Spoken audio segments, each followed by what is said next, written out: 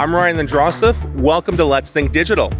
So as you can see, we are not in our usual podcast studio, but in fact, we're here at the Aberdeen Pavilion at Lansdowne Park in Ottawa, live on location at Forward 50 2024.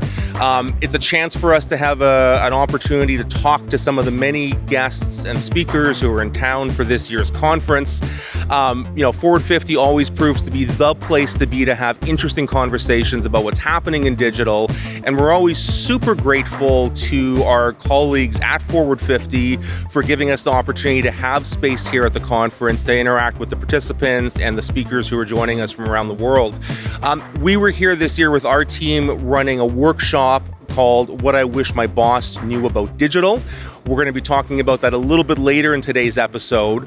But to start with, I'm really happy to have Alistair and Hillary joining us. Welcome. They are the co-hosts of this year's Forward 50. Alistair is the co-founder of this conference, which started 8 years ago now. This is year 8, yeah. Yeah, and you're both familiar faces and voices on the podcast who've joined us a number of times. They are in the middle of their on-stage duties, but were able to join us for a few minutes just to give us a bit of a sense of the vibe of what's been happening here at this year's conference. And maybe, Alistair, to start with you, what are the big themes that we're talking about this year at Forward 50? There's always the themes we think we're talking about, and then there's the themes that emerge. One of the themes, obviously, is the precipitous decline that has everybody talking of Canada going from number 3 to number 47 in the world digitally. That means that we're behind almost a quarter of all the nations on Earth. Right, and this is the UN e-government rankings.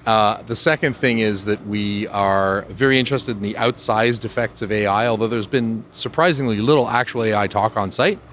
And the third thing is this idea of resiliency and accountability. Yeah. So really, can systems work, and can those systems help those they're supposed to, and give recourse to people where automation or processes have somehow disadvantaged them? Yeah. And Hillary, you've been to Forward 50 many times, but every year, I think, yeah, but this is your first year as co-chair of the conference. What convinced you to let Alistair twist your arm into coming up on stage with him and playing kind of a core role in this year's conference? Well, it was an easy decision, honestly, when Alistair and Rebecca reached out. Forward 50 has been kind of near and dear to my heart since the very first year. I think it was 2017 was the first conference. That was my first year in Ontario as a public servant, and it really just became one of the communities that was both cup-filling but also necessary for me and my team year after year. And we got a chance to experiment, do the Regional Digital Government Summit kind of things. That's right. We started the regional thing for you guys. That's right. You guys were I forgot that you were the inception for that whole the regional stuff. Yeah, absolutely. And so it's just always been a place where not only could my team sort of take back the best practices that we would get, but it's very cup-filling. So when they asked, it kind of was a no-brainer. And I think Forward 50, I've been on the advisory board for several years, and so seeing the content that comes in, seeing the work that goes into really ensuring that we are telling stories that will inspire public servants. They've just done a great job year after year, so it was easy to say yes. Well, and I think your point about, the cup-filling side of it, right? Like, people often talk about Forward 50 as this chance to, refill the gas tank, because this is hard work, right? And I think sometimes very lonely work in terms of people feeling, I've talked about kind of the proverbial pushing the boulder up the hill. You're kind of constantly having to be in motion. You feel like you're sometimes doing it by yourself. And I will say, I think, my experience has been this gathering in particular. There's other types of digital and IT conferences that happen, but this one I think is somewhat unique in that community aspect to it. I like that you're bringing up both Sisyphus and Dante's Inferno yes. up earlier. It really portrays government as we're mixing our classic work, metaphors, right? Yes. And because, Alistair, I think that's been kind of part of the intentional design of Forward 50, right, is to be able to build that space. And I think uniquely this year, hybrid format where folks are able to both, in person and virtually and with the executive cohort have different types of ways to interact with each other. For sure. We've actually gone through, I would say, 3 generations of the conference. The first one was in person only, and we grew that, and we adopted this kind of in and around format, which was amazing for the sort of intimacy and proximity we wanted. With COVID, we transitioned, I think, more smoothly than almost anyone else, to partly because we have a very technical team at Embrace, the company that produces the conference. We transitioned to something that didn't feel like a webinar. Yep. We did that for a couple of years. When we returned in person, we wanted to keep that because we'd been able to reach out to, I think, 212 regions around the world joined last year. So many different places. 55 countries have been on stage. We wanted to retain that international flavor, which meant that we then had to reshape it. So we now think of this physical space in Lansdowne Park as the studio audience. And obviously it's an audience of hundreds of people, but it's definitely a hybrid thing. And there are things happening online that the audience in person can't attend and vice versa. So we're really kind of running two conferences simultaneously, which is a lot. Yeah. So conference is still ongoing, but I also want to ask the two of you, what are you seeing from some of the presentations and the guests you've been talking to and interviewing about possible solutions, right? There's kind of this underlying theme of we're feeling stuck. We want to get unstuck here in Canada. Has anything really jumped out at you from the talks you've seen that really you think as Canadians who are listening, we should be kind of looking towards as potential examples to move forward? I mean, I really loved Brian's talk today. It could have been a dry, techie DevOps talk, and it wasn't. It was about teams, it was about user centricity, but it was about how do you enable continuous improvement, continuous automation, continuous delivery. And I just thought everything that he hit on was so central to all the themes that keep coming up, both in my work and at FWD50, in terms of you got to think about people, you got to think about practices, you got to think about tools. And there have been a lot of talks that have done that, but just seeing that on stage today was really exciting. Yeah, and I think anytime you can get into that practical implementation side of it, that's important for people, right? Because I feel, having been in this space for a while, we talk about the high-level concepts, but I do think people are thirsty to get into okay, so what do I actually do about it, right? And how do we change how we work? Alistair, what's stood out for you? A big challenge with that is that you can talk at a high level and everybody can attend. When you get into the details, you're now talking to a product manager, or you're talking to a developer, or you're talking to a user design person. And it gets, I don't want to say wonky, but the acronym to word ratio goes up to the point where it's not targeted enough. So I thought Brian did a very good job of lifting up the curtain of DevOps and saying, here's what's going on. One of the things I found most interesting in this conference is I am also frustrated with how Canada has not changed. And I've been pretty vocal about that. My talk yesterday was unabashedly direct about the topic. And my talk at the executive cohort was called Why We Can't Have Nice Things. I mean, I don't know how I can get more blunt than that, right? But I think that one of the things I really liked was we talk about either the public or the private sector. Who should build this, the public or the private sector? Stories like Brian's and stories like the one we just heard from Global Affairs, the Code for Canada, they put one of each person in the room. Yes. The result is a product that is better than if either had built it alone. Because the technologist from the private sector knows how to do things quickly, and the public servant from the public sector knows the constraints and limitations and goals. So the end result is better. And there's this cross-pollination, this osmosis, where the private sector person goes, oh, I understand government better. I know where the levers are, what the issues are, how to adjust, and I won't burn out quite as fast. And the publisher in the public sector comes away going, I'm much more technical now. And so I think that we need to talk about this third space. Instead of public or private, there's these, and we have a model for this in software development of pairs coding, where I think we need to normalize pairs production like that. So, shorter time frames so that you can hold a politician accountable because within their elected term, you're building or not building the thing they promised. Done for smaller budgets so that you don't have to go through tons of approval committees, by a person in the public and a person in the private sector chained to the desk side by side, will both upskill the public sector and normalize the standards that we need to follow when the private sector delivers things to government. And that's a model that I think has emerged from the conference that we didn't really have on the agenda. And even, we had our speakers from Estonia who were here yesterday, and that's part of their model too, right? It was very much a public-private partnership to build some of that infrastructure that's so famous now around the world. And what's interesting is Ontario did experiment with that several years ago. One of the former CIOs worked with one of the companies that he mentioned today and did that. And they paired from top to bottom. They paired from the director and the product owner all the way down to the engineers and the designers building the MVP together. And it worked.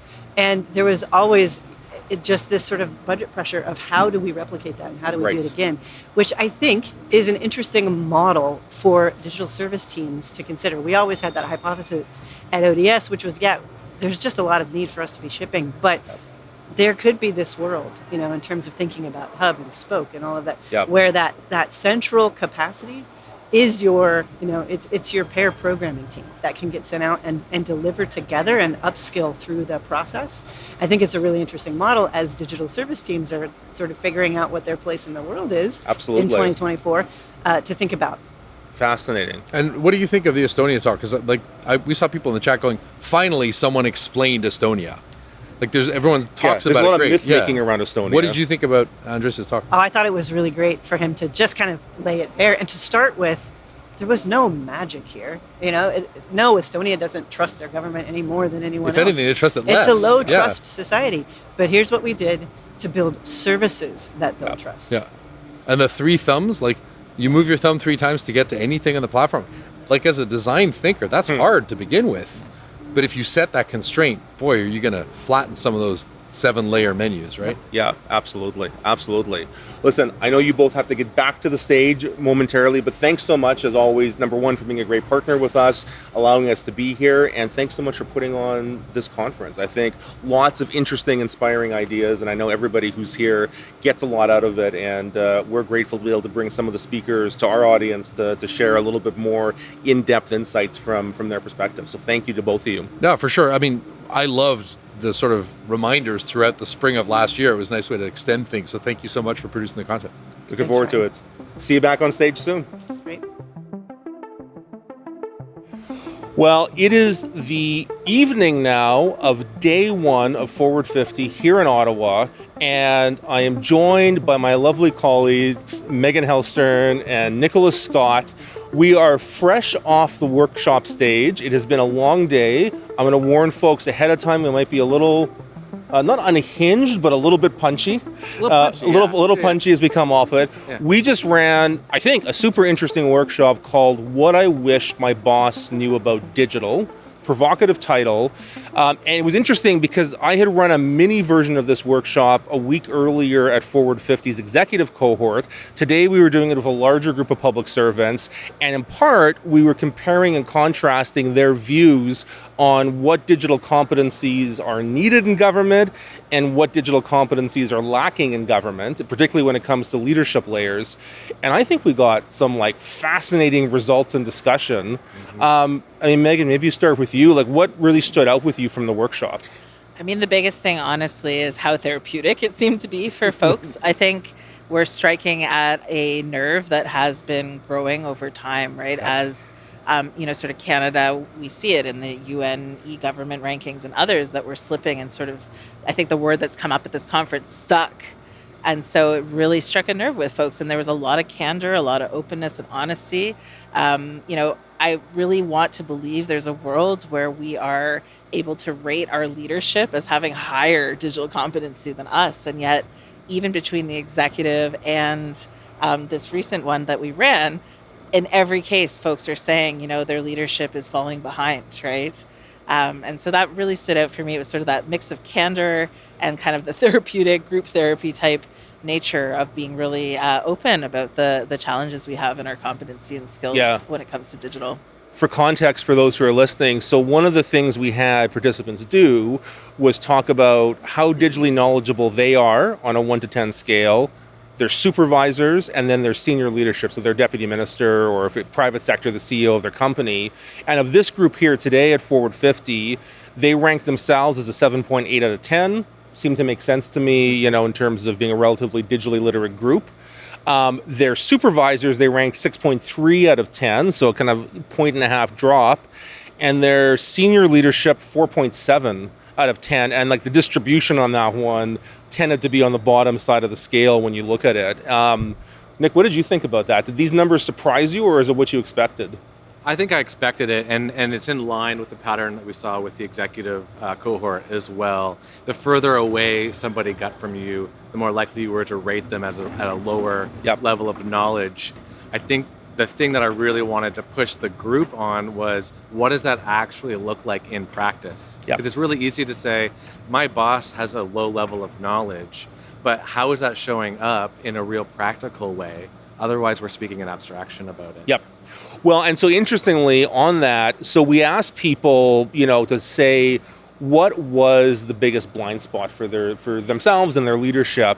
And so when we took a look at that senior leadership layer, right, kind of the deputy minister layer in government, I was actually somewhat surprised. Like the overwhelming top answer was lack of understanding of technology itself. Yeah, that one surprised me too. And again, I think it gets at that abstraction piece, right? It's easy to say that they just don't understand it without getting specific about it. I mean, risk aversion was a distant second. Like that actually really did surprise me. But that's also, I mean, that's, like, if I'm being really frank, a pretty dangerous combination. Yes. If people view their senior leadership as both being ignorant about technology and also scared of it and risk adverse. Yes. Like that is a recipe for inaction. Yes. Absolutely, especially if you couple that with some of what came up around even basic digital literacy skills, being able to use things like Excel, just sort of understanding how the internet works and the way it's transforming society. Yeah. When you sort of have that shaky foundational layer and then you're in a leadership position needing to make decisions, that does feel like a really challenging front for the whole digital government movement, really, to start tackling. Yeah. Now, there's, of course, been great work to start addressing that, things like the Canada School for Public Service and their whole digital academy work, and similar ones, I think, in British Columbia and other places like that. But this really reinforced for me just like the scale of what we still have to do ahead of us. Yep. So I want to ask both of you, and you can answer this somewhat anonymously, but it'll still be an uncomfortable question. And I'll answer it too. Okay. All three of us have been public servants at various parts in our career, various levels of government. And between the three of us, we have covered federal, provincial, municipal, and international organizations. Yeah. So I want to ask all of you, and then I'll give you my answer. Yeah. What did you wish your boss knew about digital? Oh. Okay, well, that one's a pretty easy one because we covered it while we were designing the workshop, and mine lines up with what we heard in the room today at the workshop as well, which is that primarily for me is that digital is not primarily about technology and tools. Digital is about a way of practicing the work. It's about our relationship and with how we work together, and it's about how we understand the way services need to be delivered today.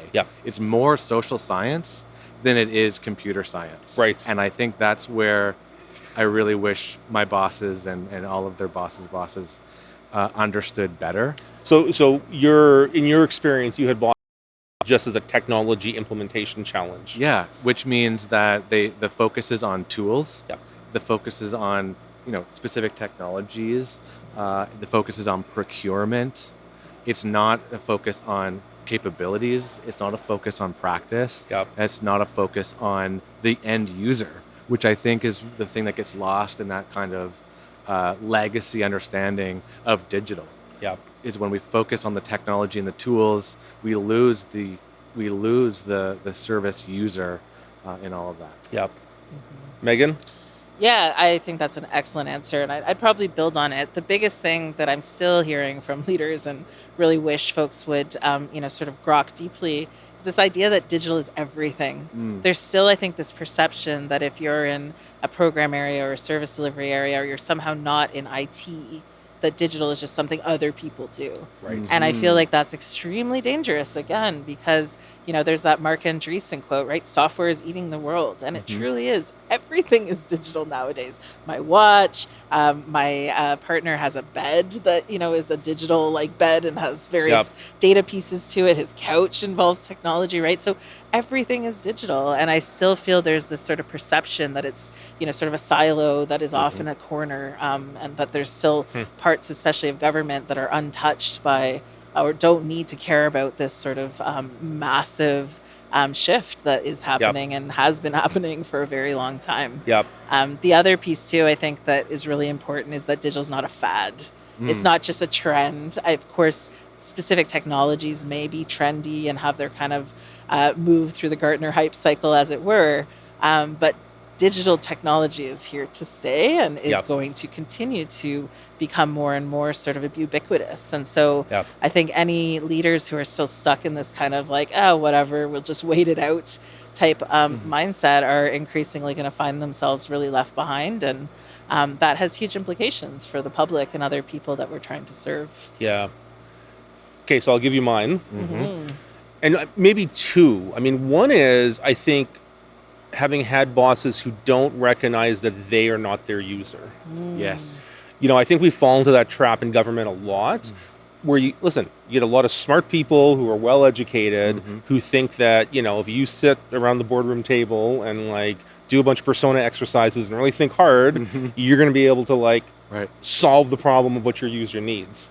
Rather than having, like, if I'm being really frank, the humility to realize you have to actually talk to real human beings and hear from them. And like every time I've been involved in a real world user research project, you get surprised by the insights you hear and the things you learn. Because listen, I mean, public servants are, you know, more educated, well, you know, in terms of like economic status, socioeconomic status, are in like the highest income brackets in society, have like defined benefit pensions, which very few people have these days. Like they are not living, particularly when we're talking about dealing with vulnerable populations, they're not like, we're just, you know, people aren't living that life. And as much as you try, it's tough to have that unless you can kind of close that gap. So anyways, rant over on that, but that's one for sure. I want to maybe just build on that too. It's funny when you were talking, Ryan, one of the things I had wanted to say, but was like sort of slightly lower than my other 2 points, was around, I really wish leaders understood how to fill the gaps in their knowledge. So if you know you're not your user, how do you actually go about that? How do you ask the type of questions? Who do you ask, right? Because there's also this fractured information environment around us. And so having that sort of intuition around, hey, I am not my user, therefore I need to direct my team to go out and do user research. Or, oh, you know what, I have questions or concerns about this procurement approach. Who do I go to get neutral or objective advice, right? So often they're, you know, ending up reading white papers by consultancies or things like that, and not necessarily able to really get at that sort of, you know, evidence-informed, unbiased type of decision making that I hope would guide a lot of the digital decisions that we're making. And so whether you're doing user research and getting that, you know, input from vulnerable folks or other people, or you're finding, you know, expertise across your organization or hiring the right expertise in, I think that's another really core competency that came up indirectly in the session and sort of connects a couple dots. So I'm really glad you shared that. I want to build on that also, because you did a really good job of, you know, describing how in a real democratic, not the demographic reasons why we're not our users, socioeconomic reasons. But there's another layer to that, which is we have tacit knowledge that the public doesn't have. We have social connections with people inside of the machine that the public doesn't have. And so to say that you are your user kind of erases the fact that you actually know things that people don't. Like, you know how to navigate the system in a way people don't. You know how to understand the language in a way that outside people don't.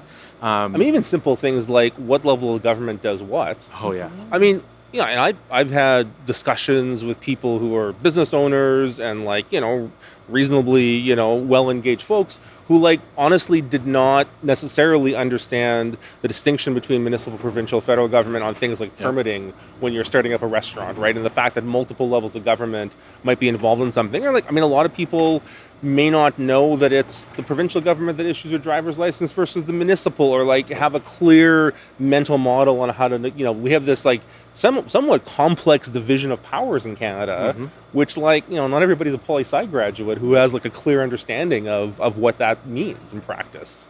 100%. 100%. It really comes out during elections too. People, which, like, if they're voting federally, provincially, municipally, you know, I've had people talk to me about complaining to their MP about sidewalks not being salted in the winter time. Like, it's not, you don't have to go very far to outside of the system to lose that kind of knowledge. And then, Megan, I want to pick on one of your points about, like, curiosity and how to find knowledge. This is my other one, is like I find there's a lack of curiosity sometimes and a lack of willingness to do hands-on learning.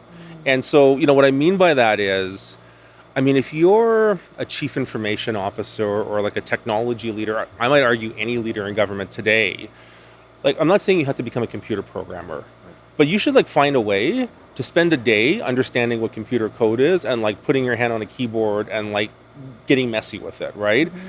Because if you don't do that, it's just abstract concepts and you can't connect it at all. And like in today's world, there's so many free, easy ways, if you were curious, to be able to like try these things out. Or even like, these days we're talking about AI all the time.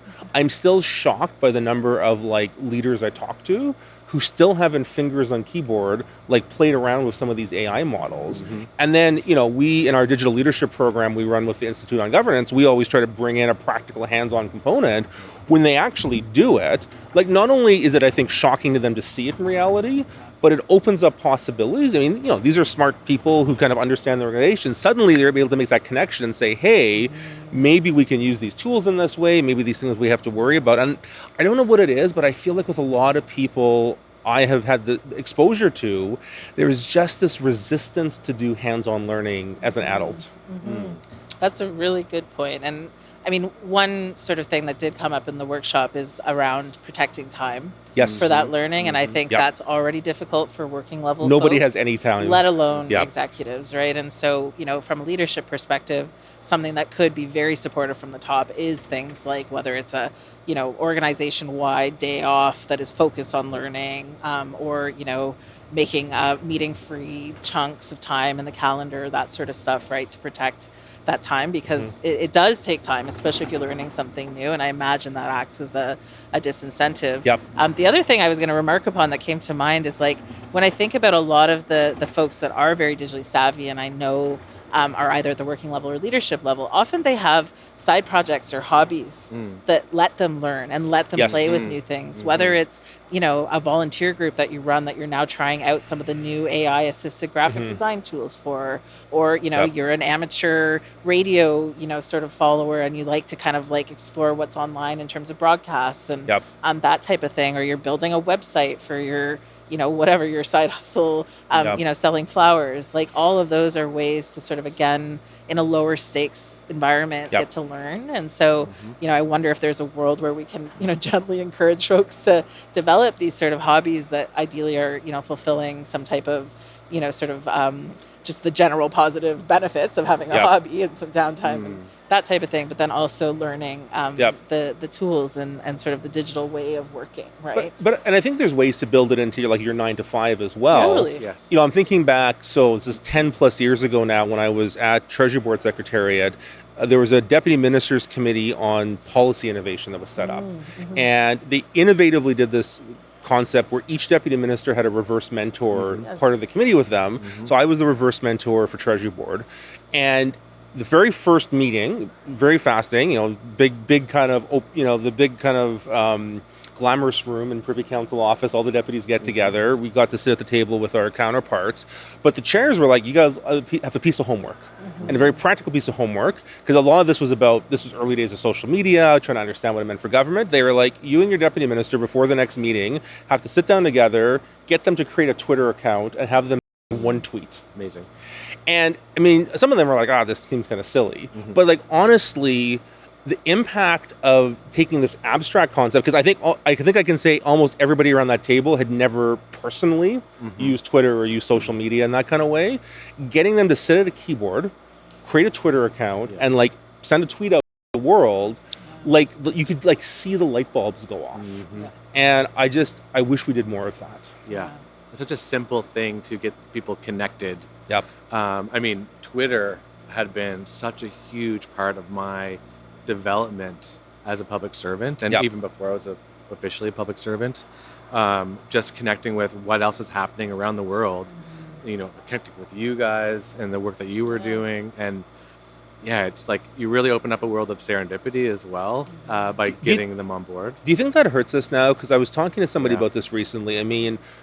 Twitter's, and that's a whole rabbit hole we don't have to get into, but like Twitter now X, has had issues. But I think even aside from that, like from that platform, there really has been a fracturing of social media in the last number of years. And even like like generationally, right? Like I am not a big TikTok person, but like there's an entire generation who's now in the workforce and in schools, who consume most of their public affairs information from TikTok. And it's like a whole different information ecosystem from people our age versus, more senior folks. And I wonder, because like to your point, like you go back 10, 15 years, things like the W2P community in the federal government, and there's a lot of innovation communities that like having one or two platforms that everybody gathered on was a way of kind of peer learning. Like, I don't know what your thoughts are on that, but it does strike, and I was just kind of putting this together now, that it strikes me that because our information ecosystem is fractured, I wonder if that hurts learning in a real way.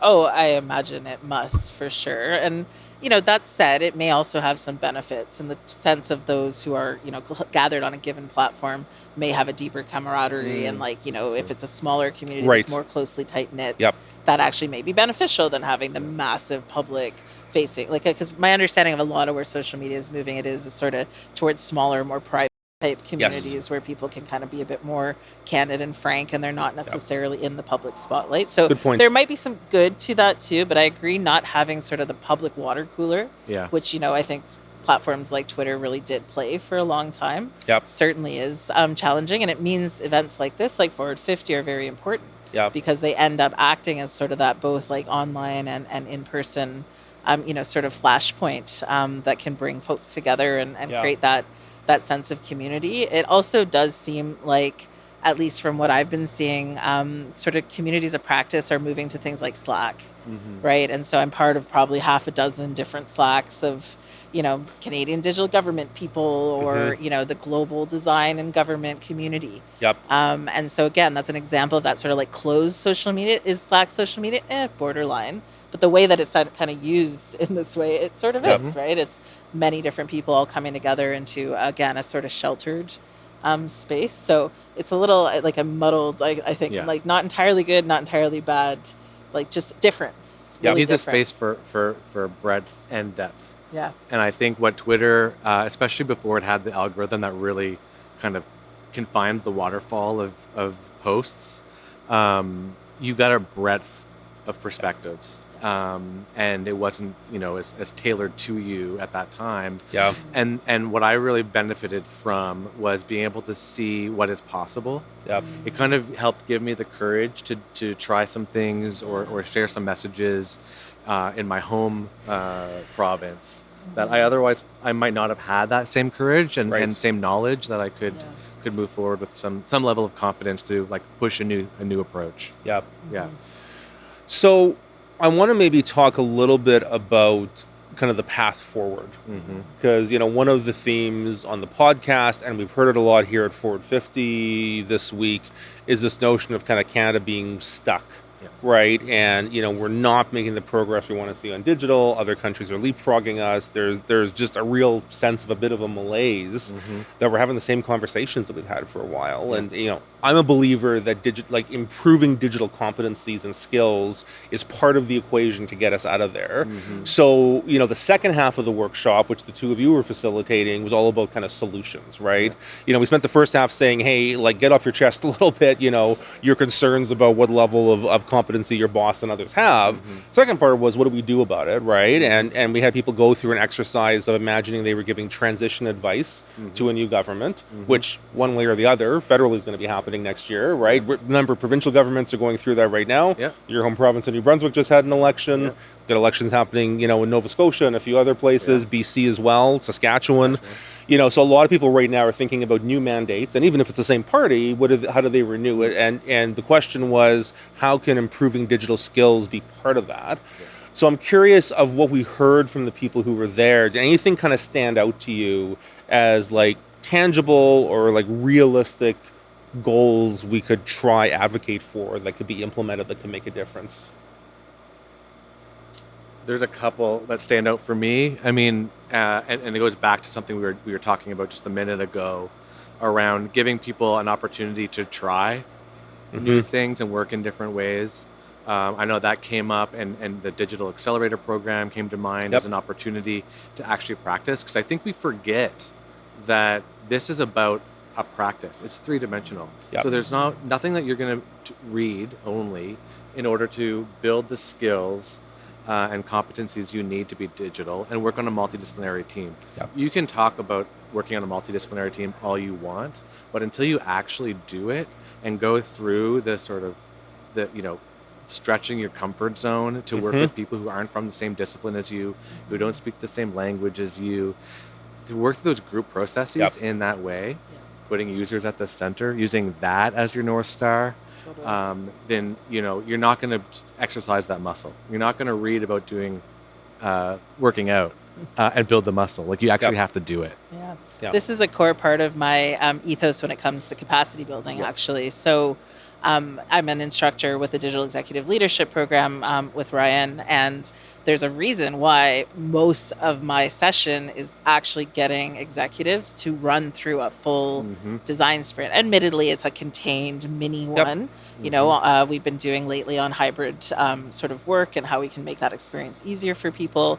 In the past, we've done air travel, something kind of neutral, but still relatable. And, we literally have them do user research interviews. They sit down, they act as note taker, they act as interviewer. They do synthesis, they actually prototype and build things. Because there's only so far, especially with things like design, that theory can get you. And so, those opportunities, and I mention this partially because it doesn't need to be big either. Right. I teach that design sprint maybe over 4 hours, 5 hours, right? No matter how busy you are, an organization can carve out that type of time to, again, get people just trying this out, building that muscle, understanding how it feels, even if executives are not necessarily always going to be part of those processes. Understanding how it looks and feels in practice is really important. It gives them an understanding that they can't get otherwise. That's it. And I've seen we have the same ethos, obviously, and I've seen how transformative it can be to have that kind of experiential learning opportunity, especially when you're working on a real world challenge.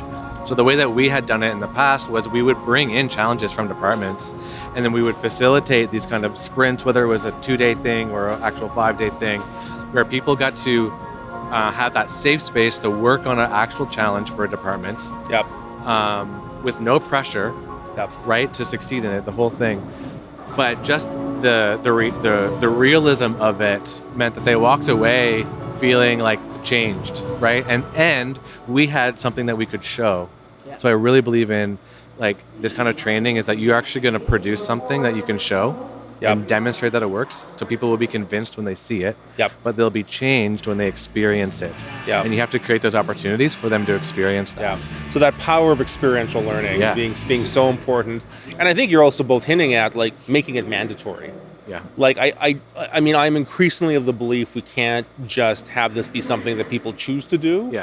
Because the people, frankly, in some cases who need this aren't going to choose to go there themselves. I think mandatory, I would delay as much as possible in making something mandatory. I would wait till you're hitting this sort of late majority or laggards before you say this is a requirement. I would try to lean on building a movement more at the front end. So where you get people to have the experience, then share that experience, demonstrate the value, convince people that way, try to get as many people moving in that direction to a tipping point. And then you make it mandatory. Then you scale up in terms of policy, this is a requirement.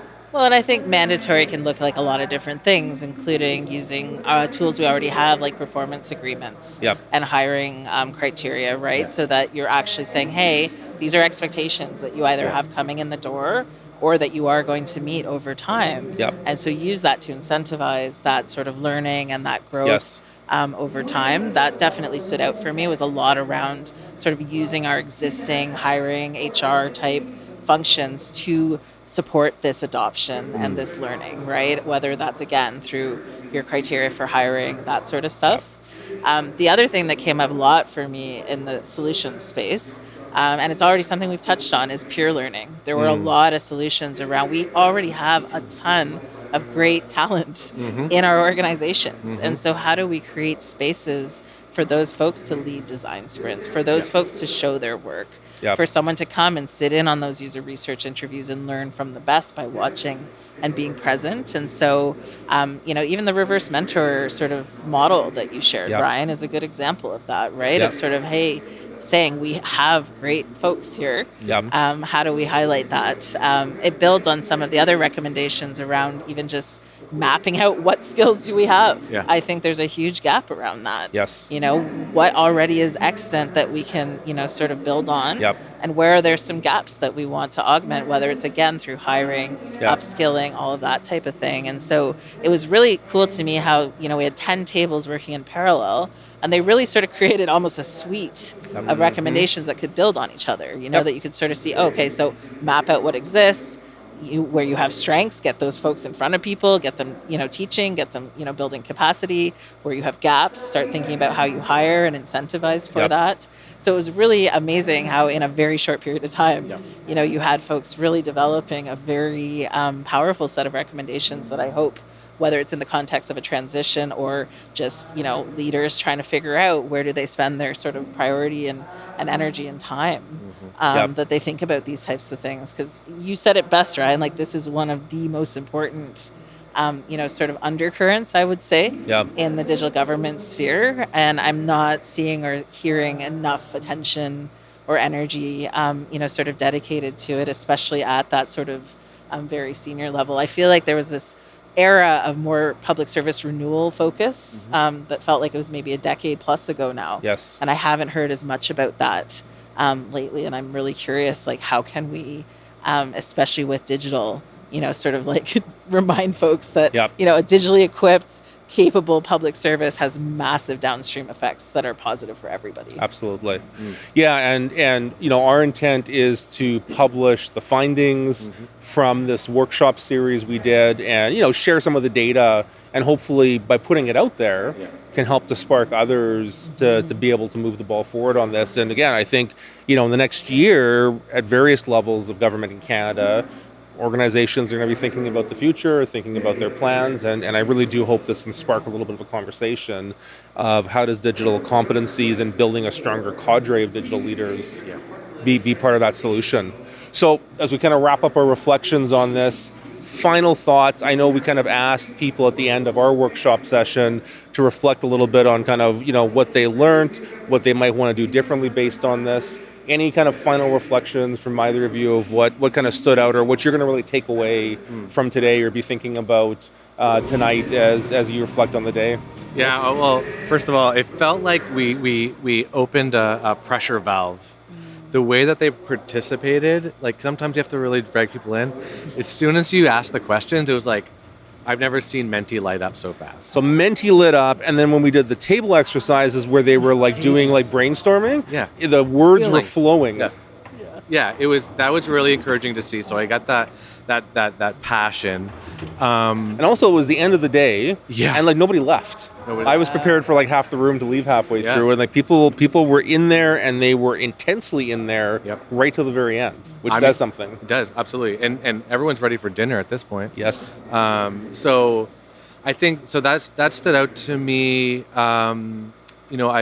I think my favorite recommendation. Well, first of all, I want to say I think the suite of recommendations is a really important framing for what we were harvesting from this session, because it is going to take a suite. There's no silver bullet. There's no like one training program. So I think that's a really important way of thinking about this as like a suite of things that you can do, because it is a complex challenge that we have in front of us. But my favorite of the report backs was the one that focused on incentives. And I think that we don't go far enough with incentives. And you talked about this with the Pac-Man model. Ryan. Incentives is a favorite topic of mine. Yeah. Well, the way that they framed it is what stood out to me and what I would like to close with, which is essentially we don't understand or we don't take into account the incentive to maintain the status quo. And if you want to change, we need to offer incentives that at least match, if not exceed, the incentive for the status quo. And so that recommendation about incenting people.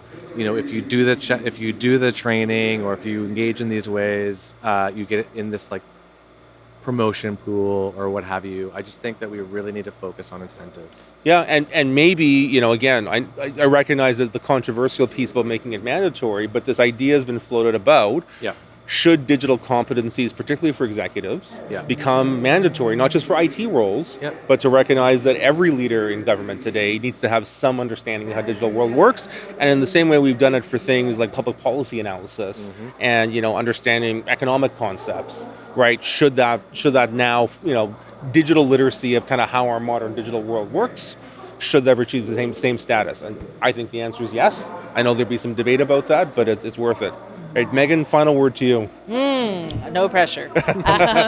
So a big one for me that stood out was even in this room that represents, dozens at least of different public sector, private sector, different jurisdictions, there were common themes that came up. And I feel sometimes as someone looking at the system, it can feel overwhelming. And it's just like, wow, digital is so unique in each context. And like, how can we possibly come up with any type of sort of consistent approach to this? But the reality is like there were some very strong, solid clusters in there. Cybersecurity is indeed something that a lot of people need to learn about and struggle with. And so can we not centralize or at least learn from each other and, focus in on those priority areas?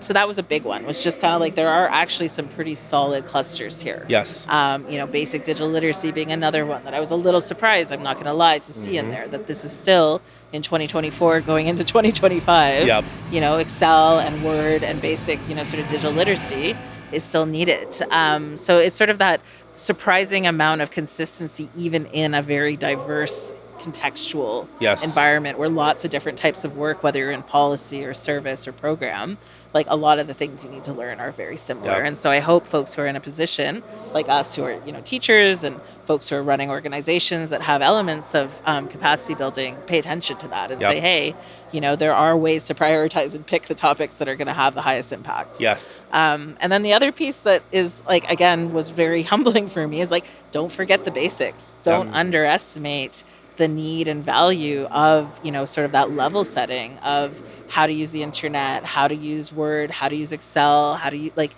those pieces are essential foundations for any of the more advanced digital topics. And so, making it feel safe for folks to be in that sort of open, honest, hey, like, I don't quite understand this. Can I learn? Whether it's through reverse mentoring or peer learning or things like that, especially for executives where there's that pressure, right, to know everything and to peer strong.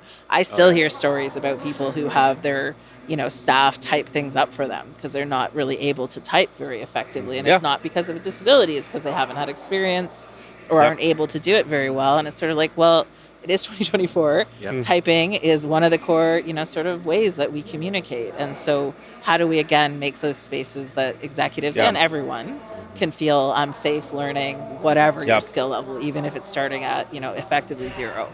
And it's a great, actually, reminder that particularly later in your career, it requires a degree of vulnerability to actually be a learner again, to be a student again, right? And creating, again, on the one hand, I'm saying make it mandatory, but I think it's also recognizing you got to give people space to be vulnerable and not feel like it's going to be a punishment if we're going to be able to move them along, right? Space and time, right? Space and so time. Time to do it because it does take time, and psychologically safe space to go into that and to learn and to mess up, right? To fail. That's part of what we were talking about, even with having those kind of smaller internal or side projects where you can kind of just mess around and ultimately make a couple of mistakes that help you know that the next time you're doing that in a big public venue, you've learned on the training wheels. Exactly. Fascinating conversation. I know we could probably carry on for longer, but I'm conscious, I think, as people can see behind us, we are the last folks in the hall. We are going to get the boots soon. I think it's time for us to grab a beer after a long day. But I wanted to say thanks again to both of you. It's a pleasure, as always. I think it was a really provocative session, and I think we learned a lot from it, and I'm looking forward to sharing back our findings publicly, through this podcast and with our summary report. And hopefully this sparks more conversations on this to come. So thanks to both of you for being here and being part of today's session and being on the podcast today. Thanks for having us. Yeah, thank you. It's a real privilege. And that's our show for this week. This is the first of a series of conversations that we've recorded here at the Forward 50 conference in November of 2024. We're looking forward to bringing you a number of these over the coming weeks and months. And I just want to say a big thank you to Alistair, to Hillary, and the entire Forward 50 team for letting us once again be able to set up shop here, take advantage of the great speakers who are in town for Forward 50, and really get a lot of interesting conversations happening here on the podcast. As always, if you're watching on YouTube, be sure to like and subscribe. And if you're listening on your preferred podcast app, please leave us a 5-star rating and a review. And finally, as always, we'd love to hear from you. So you can email us at podcast@thinkdigital.ca. You can visit letsthinkdigital.ca, our website, or use the hashtag letsthinkdigital on social media. Let us know what you thought of today's episode, and let us know what you think about future episodes coming down the pipe. And finally, today's episode of Let's Think Digital was produced by myself, Wayne Chu, and Aislinn Bournet. Thanks so much for joining us, and as always, let's keep thinking digital.